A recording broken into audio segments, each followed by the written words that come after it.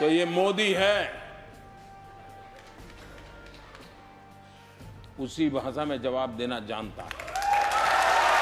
दोस्तों, अगर आपको भी देश की सेना और पीएम मोदी पर पूरा भरोसा है तो आप अभी इस वीडियो को लाइक और चैनल को सब्सक्राइब करके बेल आइकन दबाइए और कमेंट में लिखिए जय हिंद। दोस्तों, आज के मुख्य समाचार में सबसे पहली और बड़ी खबर में जिक्र होगा पाकिस्तान का, जहां पर बड़ा राजनीतिक बवाल शुरू हो चुका है। चुनाव आयोग ने एक झटके में 271 सांसदों और विधायकों को सस्पेंड कर दिया है। इसी के साथ आपको बताएंगे कि शहबाज शरीफ ने भारत के आगे घुटने टेक दिए हैं। पीएम मोदी के खिलाफ जहर उगल रहा है बिलावल भुट्टो, ये कैसी नापाक चाल है ये आपको बताएंगे दोस्तों। और तीसरी खबर में जिक्र होगा कि कोरोना की वजह से चीन का बच गया बैंड, जीडीपी की रफ्तार भारत से आधी, 40 साल में सबसे कम। साथ ही साथ जिक्र होगा बडगाम एनकाउंटर का, बडगाम में सुरक्षा बलों और आतंकियों के बीच मुठभेड़, 2 दहशतगर्द ढेर और हथियार भी बरामद। और खबर में आगे बताएंगे मौसम का हाल, कड़ाके की ठंड के साथ अब बारिश की भी आसार और ओले भी पड़ सकते हैं। आपके इलाके में क्या है मौसम विभाग का अनुमान आपको बताएंगे दोस्तों। हर एक खबर की गहराई में ले जाएंगे, लेकिन फिर से आपसे निवेदन, वीडियो लाइक करना मत भूलिएगा। रुक करते हैं सबसे पहली और बड़ी खबर की तरफ। चुनाव आयोग ने एक झटके में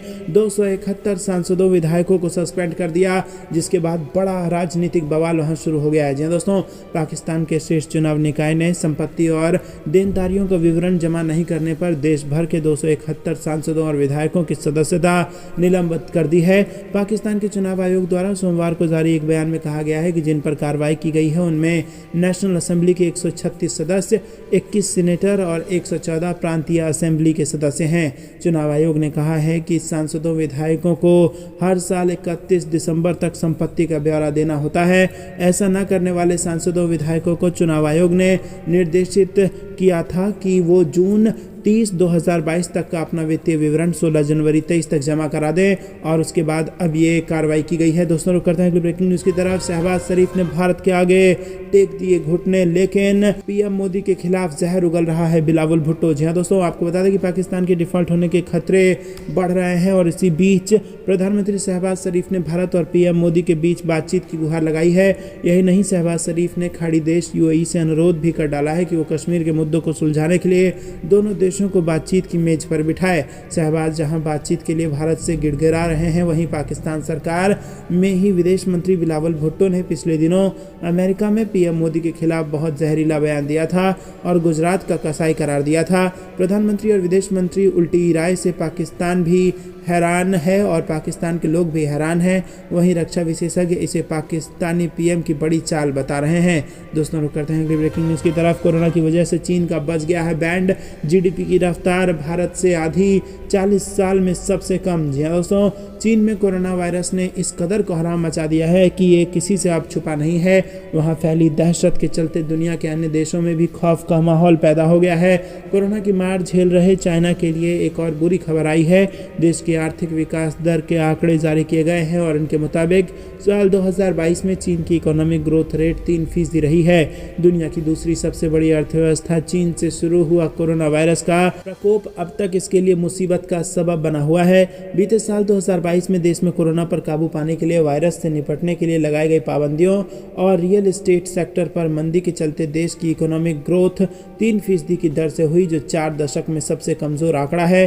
सरकार की ओर से मंगलवार को यह आंकड़े जारी किए गए हैं। दोस्तों, रुक करते हैं अगली ब्रेकिंग न्यूज़ की तरफ। बडगाम में सुरक्षा बलों और आतंकियों के बीच मुठभेड़, 2 दहशतगर्द ढेर, हथियार भी हुए हैं बरामद। जी हाँ दोस्तों, मध्य कश्मीर के बडगाम जिले में जिला अदालत परिसर के पास सुरक्षा बलों और आतंकियों के बीच मुठभेड़ हो गई है और इस मुठभेड़ में 2 आतंकी मारे गए हैं। सुरक्षा बलों को उनके पास से हथियार और गोला बारूद भी बरामद हुआ है। फिलहाल सर्च ऑपरेशन जारी है।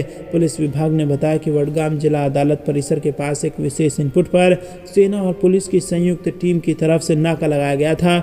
इस दौरान एक संदिग्ध वाहन को रोकने की कोशिश की गई। आतंकवादियों ने इसकी भनक लगते ही गोलीबारी शुरू कर दी। सुरक्षा बलों की जवाबी कार्रवाई में 2 आतंकी ढेर हो गए हैं।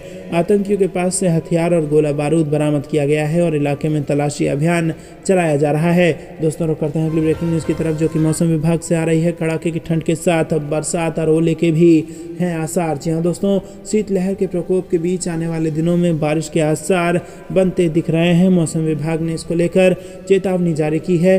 विभाग ने उत्तर प्रदेश, हिमाचल प्रदेश, उत्तराखंड, दिल्ली, पंजाब और राजस्थान में बारिश होने की आशंका जताई है और इस बीच तेज हवाएं चलने और ओले पड़ने के भी आसार हैं। इसके चलते एक बार फिर से ठंड से लोग परेशान हो सकते हैं।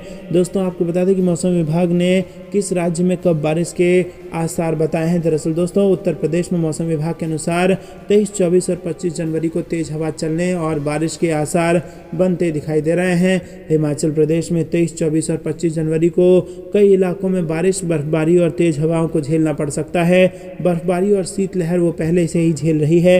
उत्तराखंड की बात करें तो वहाँ भी 23, 24, 25 जनवरी को इलाकों में बारिश और बर्फबारी का अनुमान लगाया गया है। पंजाब में 22, 23, 24 और 25 जनवरी को बारिश, तेज हवाओं के साथ बिजली चमकने का अनुमान लगाया गया है। वहीं हरियाणा, चंडीगढ़ और दिल्ली की बात की जाए तो 22 से लेकर 25 भयंकर बारिश हो सकती है। राजस्थान में भी 23 और 24 तारीख को गरज चमक के साथ बारिश होने की संभावना है। और दोस्तों जम्मू कश्मीर में 21 जनवरी को कुछ जगहों पर हल्की बारिश हो सकती है और 22, 23 और 24 जनवरी को इलाकों में बारिश और बर्फबारी के आसार हैं। 25 जनवरी को भी घाटी के कुछ इलाकों में बारिश के आसार हैं दोस्तों, और कई जगहों पर ओले पड़ने का भी अनुमान बताया गया है। मौसम विभाग ने जम्मू, हिमाचल प्रदेश, उत्तराखंड, पंजाब, हरियाणा, चंडीगढ़, दिल्ली, पश्चिम उत्तर प्रदेश और उत्तरी राजस्थान के कुछ इलाकों में 23 और 24 जनवरी को ओले भी पड़ने का अनुमान जताया। रुक करते हैं ब्रेकिंग न्यूज की तरफ। जेपी नड्डा का कार्यकाल बढ़ गया, 2024 तक बने रहेंगे भाजपा के राष्ट्रीय अध्यक्ष। जी हाँ दोस्तों, भारतीय जनता पार्टी के राष्ट्रीय अध्यक्ष के रूप में जेपी नड्डा का कार्यकाल जून 2024 तक बढ़ाया गया है। भाजपा नेता और केंद्रीय गृह मंत्री अमित शाह ने मंगलवार को इसकी घोषणा की। अमित शाह ने कहा कि भाजपा की राष्ट्रीय कार्यकारिणी ने सर्वसम्मति से पार्टी अध्यक्ष जेपी नड्डा का कार्यकाल जून 2024 तक बढ़ाने का फैसला किया है। शाह ने कहा कि मुझे यकीन है कि मोदी जी और नड्डा जी के नेतृत्व में बीजेपी 2024 में और भी बड़े बहुमत से जीतेगी और एक बार फिर मोदी जी देश का नेतृत्व पीएम के रूप में करेंगे। नड्डा के कार्यकाल को जून 2024 तक बढ़ाए जाने का प्रस्ताव रक्षा मंत्री राजनाथ सिंह ने रखा, जिसे सभी सदस्यों ने स्वीकार किया। उन्होंने विश्वास जताया कि प्रधानमंत्री नरेंद्र मोदी के नेतृत्व और नड्डा की अध्यक्षता में भाजपा 2024 के लोकसभा चुनाव में 2019 से भी अधिक बहुमत से जीत हासिल करेगी। दोस्तों रुक करते हैं अगली ब्रेकिंग न्यूज की तरफ। जयशंकर का बयान, बोले मोदी सरकार ने विश्व स्तर पर बदली देश की छवि, दुनिया का बदल गया है भारत के प्रति नजरिया। जी दोस्तों, विदेश मंत्री एस जयशंकर ने मंगलवार को पार्टी की राष्ट्रीय कार्यकारिणी की बैठक में G20 की भारत की अध्यक्षता पर एक बयान दिया और उन्होंने कहा कि नरेंद्र मोदी के नेतृत्व वाली सरकार के पिछले 9 वर्षों में देश की छवि विश्व स्तर पर बदली है। भाजपा संसदीय बोर्ड की सदस्य सुधा यादव ने कांग्रेस नेता राहुल पर झूठे दावे करने का आरोप लगाया और कहा कि गांधी सरकार की कल्याणकारी नीतियों से करोड़ों लोगों के लाभान्वित होने के आंकड़े को देखे बिना ही मुद्दे उठाते रहते हैं। उन्होंने कहा कि पिछले 9 वर्षों में अनुसूचित जाति और अनुसूचित जनजाति, गरीबों और पिछड़ों पर ध्यान दिया जाना अभूतपूर्व है। दोस्तों रुक करते हैं अगली ब्रेकिंग न्यूज की तरफ। यूपी में मिशन 80 को धार देने के लिए जेपी नड्डा ने बनाई रणनीति। जी दोस्तों, दोबारा बीजेपी अध्यक्ष चुने गए जेपी नड्डा मिशन 2024 की तैयारी के साथ अपनी नई पारी की शुरुआत करेंगे और इसके लिए सबसे बड़े रणभूमि उत्तर प्रदेश में नड्डा अध्यक्ष का कार्य विस्तार मिलने के 2 दिन बाद 20 जनवरी को उतरेंगे। नड्डा विपक्ष के कब्जे वाले गाजीपुर में अपनी दूसरी पारी का आगाज करेंगे और इसके लिए गाजीपुर में तैयारी की जा रही है। सदस्य संख्या के लिहाज से सबसे बड़ी पार्टी होने का दावा करने वाली बीजेपी मिशन 2024 की तैयारी में कोई कोर कसर नहीं छोड़ना चाहती और इसके लिए उत्तर प्रदेश की 80 लोकसभा सीटें काफ़ी अहम हैं।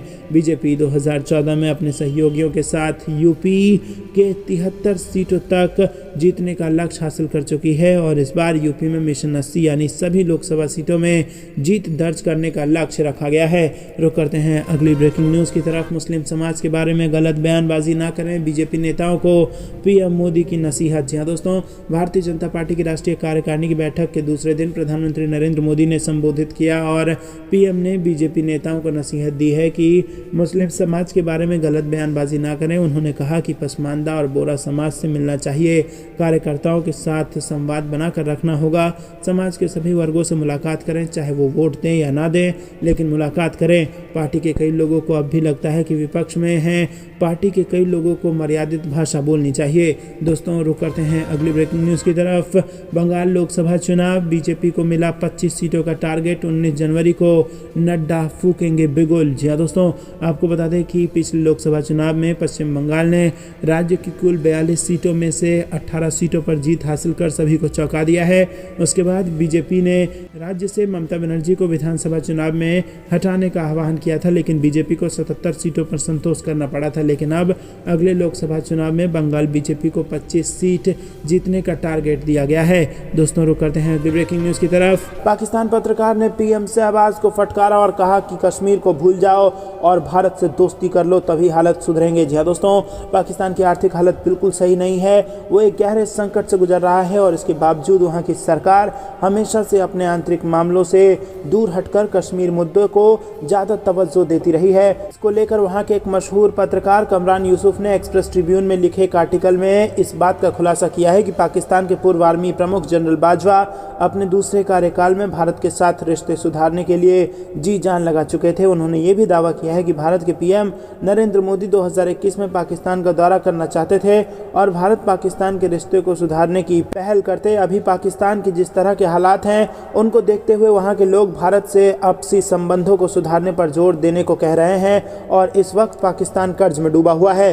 रुक करते हैं अगली ब्रेकिंग न्यूज की तरफ। चीन को सबक सिखाने के लिए भारत तैयार, जापान के आसमान में दम दिखा रहा सुखोई फाइटर जेट। जी हाँ दोस्तों, चीन के आक्रामक और विस्तारवादी हिमाकत से निपटने के लिए पहली बार भारत और जापान की वायुसेना मिलकर सैन्य अभ्यास कर रही है। चीन का अपने हर पड़ोसी देश Bharat, Japan, Vietnam, Laos, Bhutan, Nepal के साथ सीमा विवाद है और इसकी मुख्य वजह उसका हठी और अड़ियल रवैया है।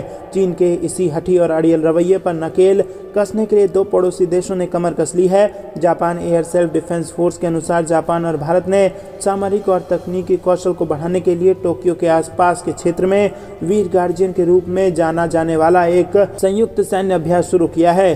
चीन और रूसी हमले के खतरे का सामना कर रहे जापान में भारतीय वायुसेना के सुखोई 30 फाइटर जेट ने गरजना शुरू कर दिया है और जापान और भारत के बीच पहला संयुक्त फाइटर जेट अभ्यास 16 जनवरी को शुरू हो गया। रुक करते हैं अगली ब्रेकिंग न्यूज की तरफ। 2024 में मोदी फिर बनेंगे प्रधानमंत्री, अमित शाह ने दिया ये बड़ा बयान। जी हाँ दोस्तों, आज से बीजेपी की 2 दिवसीय राष्ट्रीय कार्यकारिणी की बैठक शुरू है और इस बैठक से पहले अमित शाह ने कहा कि गुजरात में विधानसभा चुनाव के नतीजे काफ़ी अहम हैं और ये नतीजे न सिर्फ गुजरात के लिए बल्कि पूरे देश के लिए अहम हैं। गुजरात चुनाव के नतीजों ने बिल्कुल स्पष्ट संदेश दिया है कि नरेंद्र मोदी एक बार फिर से 2024 में देश के प्रधानमंत्री बनने जा रहे हैं। ये कांग्रेस और आम आदमी पार्टी को एक संदेश है। अमित शाह ने कहा कि गुजरात के लोगों ने भाजपा की मदद करके एक बार फिर से रिकॉर्ड बहुमत से कमल खिलाया है। जो लोग पीएम मोदी को बदनाम करने की कोशिश कर रहे थे उन्हें गुजरात के लोगों ने जवाब दिया है। अमित शाह ने कहा कि गुजरात के लोगों ने जातिवाद के जहर को खत्म करने का काम किया है। जो लोग खोखले वादे करके लुभाने की कोशिश कर रहे थे उन्हें गुजरात के लोगों ने थप्पड़ मारा है। जो लोग गुजरात और नरेंद्र मोदी का अपमान कर रहे थे उन्हें लोगों ने जवाब दिया है। ये बिल्कुल ही स्पष्ट संदेश है कि नरेंद्र मोदी कश्मीर से लेकर कन्याकुमारी, द्वारका से कामाख्या तक निर्विवाद नेता हैं और एक बार फिर से 2024 में वो प्रधानमंत्री बनेंगे। दोस्तों रुक करते हैं अगली ब्रेकिंग न्यूज़ की तरफ, लेकिन उससे पहले कि आप भी अमित शाह की बात का समर्थन करते हैं कमेंट करके बताइए। वीडियो अभी तक लाइक नहीं किया तो लाइक कीजिए। रुक करते हैं अगली ब्रेकिंग न्यूज़ की तरफ। कटोरा लेकर भीख मांगने पर कर दिया पाकिस्तान को मजबूर, पाकिस्तान में वायरल हो रहा है पीएम मोदी का वीडियो। जी हाँ दोस्तों, प्रधानमंत्री नरेंद्र मोदी का एक वीडियो क्लिप पाकिस्तान में इन दिनों खूब शेयर किया जा रहा है और इसके जरिए पूर्व पीएम इमरान खान की पार्टी के नेता शहबाज शरीफ सरकार पर खूब निशाना साध रहे हैं। वीडियो में पीएम मोदी कहते हैं कि हमने पाकिस्तान की सारी हेकड़ी निकाल दी है, पाकिस्तान को कटोरा लेकर दुनिया भर में घूमने के लिए मजबूर कर दिया है। दरअसल तहरीक इंसाफ पार्टी के लीडर्स पाकिस्तान के मौजूदा वित्तीय संकट के लिए पीएम शहबाज को जिम्मेदारी ठहरा रहे हैं और इसे लेकर सत्ताधारी दल को चारों ओर से घेरा जा रहा है। वहीं दोस्तों आपको बता दें कि पीएम मोदी का जो वीडियो वायरल हो रहा है वो उनके भाषण का एक हिस्सा है। मोदी ने 2019 के लोकसभा चुनाव के दौरान राजस्थान के बाड़मेर में जनसभा को संबोधित करते हुए ये बात कही थी और इस दौरान उन्होंने परमाणु हमले की पाकिस्तान की धमकियों का भी जिक्र किया था और मोदी ने कहा था कि हमने पाकिस्तान की धमकियों से डरना बंद कर दिया है। आए दिन पाकिस्तान न्यूक्लियर बम की धमकी देता था तो हमारे पास जो न्यूक्लियर है वो दिवाली के लिए रखा है क्या? आतंक के सरपरस्तों को सबक सिखाने के लिए हम उनके घर में घुसकर मारते हैं। दोस्तों रुक करते हैं अगली ब्रेकिंग न्यूज़ की तरफ। भारत पाकिस्तान सीमा पर 30 करोड़ की हेरोइन बरामद, 2 गिरफ्तार, पुरी के जगन्नाथ मंदिर में भगदड़। जी हाँ दोस्तों, आपको बता दें कि सीमा सुरक्षा बल ने राजस्थान के श्रीगंगानगर सेक्टर से लगी भारत पाकिस्तान अंतर्राष्ट्रीय सीमा पर तस्करी के बड़े प्रयास को विफल करते हुए 2 तस्करों को गिरफ्तार किया। इनके पास से करीब 30 करोड़ की हेरोइन बरामद की गई है और ये हेरोइन ड्रोन के जरिए पाकिस्तान से भारत में गिराई गई थी। गाड़ी में डिलीवरी लेने आए तस्करों ने बीएसएफ जवानों पर फायरिंग भी की थी।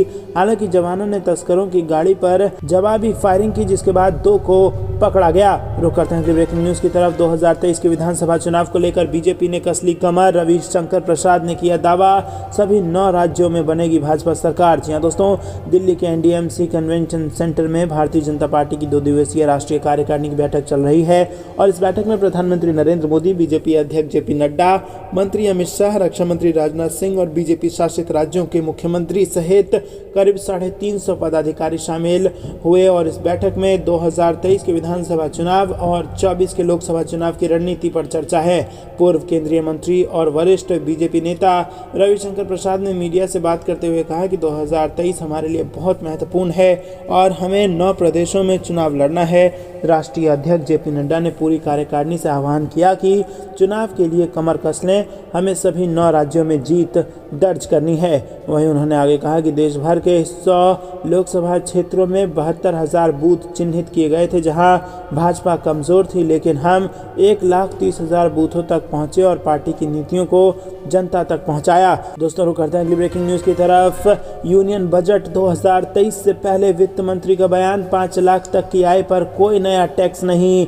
और इसी के साथ क्या कहा आपको बता दें दोस्तों कि वित्त वर्ष 2023-24 का बजट पेश होने में कुछ ही दिनों का समय रह गया है, लेकिन इससे पहले केंद्रीय वित्त मंत्री निर्मला सीतारमण ने एक इवेंट में बड़ा बयान देते हुए कहा है कि वो भी एक मध्यम वर्गीय परिवार से आती हैं और उनका दर्द समझ सकती हूँ। सरकार की ओर से अब तक 5 लाख रुपए से कम कमाने वाले लोगों पर कोई भी नया टैक्स नहीं लगाया। बता दें कि ये इवेंट राष्ट्रीय स्वयंसेवक संघ की पत्रिका पंचजन्य द्वारा आयोजित किया गया था और इसके साथ उन्होंने आगे कहा कि सरकार ने मध्यम वर्ग के जीवन को आसान करने के लिए स्मार्ट शहरों का निर्माण और मेट्रो रेल नेटवर्क विकसित करने जैसे कई उपाय किए हैं। रुक करते हैं अगली ब्रेकिंग न्यूज की तरफ। नई तकनीक की जंग से लड़ने में सक्षम है सेना, खुद में कर रही बदलाव, रक्षा मंत्री राजनाथ सिंह का बयान। जी हाँ दोस्तों, रक्षा मंत्री राजनाथ सिंह ने रविवार को शौर्य संध्या कार्यक्रम में भाग लिया और ये कार्यक्रम 75वें सेना दिवस के अवसर पर बेंगलुरु में आयोजित किया गया था।